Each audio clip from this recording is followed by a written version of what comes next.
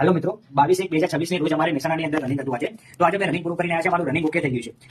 રનિંગની શરૂઆત કરી પહેલા અમે 5 વાગે, અમારે 7 વાગે ટાઈમિંગ હતું, પરંતુ અમે 5 વાગે પહોંચી ગયા હતા. અમને સવા 5 એન્ટ્રી મળી હતી. પછી ડોક્યુમેન્ટ વેરિફિકેશન અમારે પગમાં સેન્સર લગાવીને ચિપ લગાવીને ઓકે કરી અને 6:30 વાગે અમારું રનિંગ સ્ટાર્ટ કરી નાખ્યું. તો દરેક મિત્રોને જણાવવાનું કે રનિંગ જે ટાઈમે હોય એના બહુ વહેલા ટાઈમે તમારે પહોંચવાનું, મહેસાણાની અંદર પહોંચવું પડશે. બીજું કે 13 રાઉન્ડ કમ્પ્લીટ કરવાના છે.